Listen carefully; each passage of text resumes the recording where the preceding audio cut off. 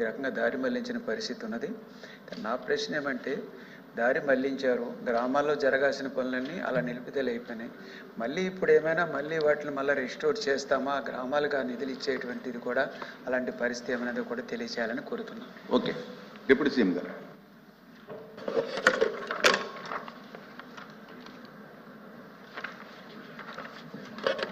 అధ్యక్ష,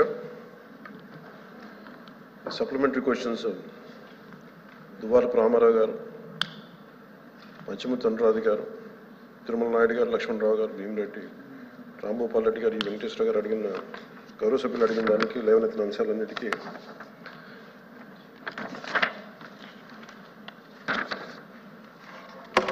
third amendment కింద almost article 243 part 9 constitution ప్రకారం పంచాయతీ వ్యవస్థకి ఇట్స్ కాన్స్టిట్యూషనల్ ఇది ఉంది. ఖచ్చితంగా దానికి నిధులు స్వయం ప్రతిపత్తి ఉండాలి. దానికి కేంద్రం నుంచి రాష్ట్రానికి నిధులు వస్తున్నాయి, రాష్ట్రం నుంచి పంచాయతీలకు వెళ్ళేటప్పటికి ఖచ్చితంగా కొన్ని సకాలంలో అయితే వెళ్ళట్లేదు. మా అధికారులు అందరితో కూర్చున్నప్పుడు కూడా మాకు తెలిసింది చదువుతుంటే యాజ్ ఆన్ నౌ 988 కోట్లు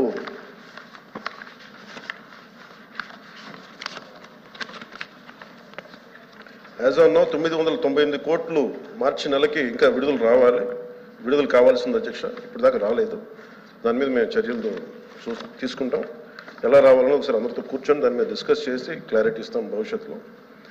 అలాగే 7,000 ఇప్పటిదాకా 7,518 కోట్లు పంచాయతీరాజ్ ఇన్స్టిట్యూషన్స్కి గత 3 సంవత్సరాలుగా రిలీజ్ చేశారు. రిలీజ్ చేసిన దాదాపు 8 సార్లు రిలీజ్ చేశారు అధ్యక్ష. కాకపోతే అది 5 సార్లు ఒక డిలేడ్ పేమెంట్ జరిగింది. అంటే అక్కడ కేంద్రం నుంచి రాష్ట్రానికి వచ్చి, రాష్ట్రం నుంచి పంచాయతీ అకౌంట్లకు వెళ్లాల్సింది 10 రోజుల్లోపే వెళ్ళాలి. కానీ 10 రోజుల్లో ఎప్పుడు వెళ్ళలేదు. దాదాపు 5 సార్లు డిఫాల్ట్ పేమెంట్ జరిగింది, లేట్ అయింది. దానివల్ల అప్పుడు రాష్ట్ర ప్రభుత్వం 11 కోట్ల రూపాయలు పెనాల్టీ కూడా పే చేశారు కేంద్ర ప్రభుత్వానికి.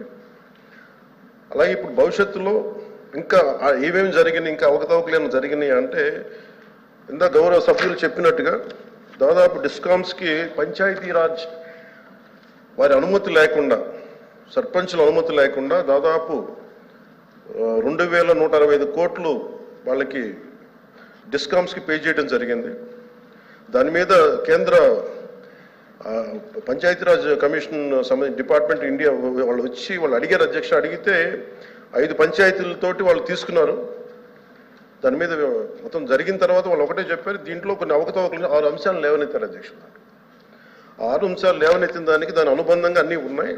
కానీ వీటిని గౌరవ సభ్యులు మనకి చూపించిన అన్నిటికీ లేవనెత్తిన అంశాలన్నింటికీ కూడా ఇది ఒక కమిషన్ వేయాలా, ఎంత స్థాయి అవకతవకలు జరిగినాయి, ఏమేమి జరిగినాయి, వీటన్నిటికి కూడా మేము కొంచెం సమయం కావాలి అధ్యక్ష.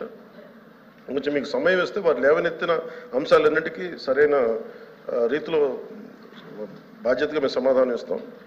అలాగే గౌరవ సభ్యులు చెప్పింది సచివాలయంలో సర్పంచులకి స్థానం లేదు అక్కడ గ్రామ సచివాలయాల్లో. అది మా దృష్టిలో ఉంది అధ్యక్ష, ప్రభుత్వం దృష్టిలో ఉంది. ఖచ్చితంగా దాన్ని వారికి సముచిత స్థానం ఇచ్చేలాగే దాంట్లో ఉంటుంది భవిష్యత్తులో. ఆ విధంగా చర్యలు తీసుకుంటాం. అలాగే ఒక్కటైతే క్లారిటీ ఉంది అధ్యక్ష, అంటే మేము స్పష్టంగా చెప్పగలను గౌరవ సభ్యులందరికీ, కేంద్ర ప్రభుత్వం నుంచి నిధులు చాలా సవ్యంగా అందినాయి అధ్యక్ష. స్టేట్ ఫైనాన్స్ కమిషన్ మటుకు కొంత సకాలంలో అయితే నిధులు విడుదల చేయలేదు. అది ఆ సమస్యలు అయితే ఉన్నాయి. అది ఏ పరిస్థితుల్లో జరిగినాయి, ఎలా జరిగినాయి, ఈ అనుబంధంలో ఉన్నాయి, గౌరవ సభ్యులందరికీ సంతృప్తికరంగా ఉన్నాయా లేదా ఇంకొకసారి వారు దాని మీద చదివి ఇంకొంచెం మాకు వివరణ ఇస్తే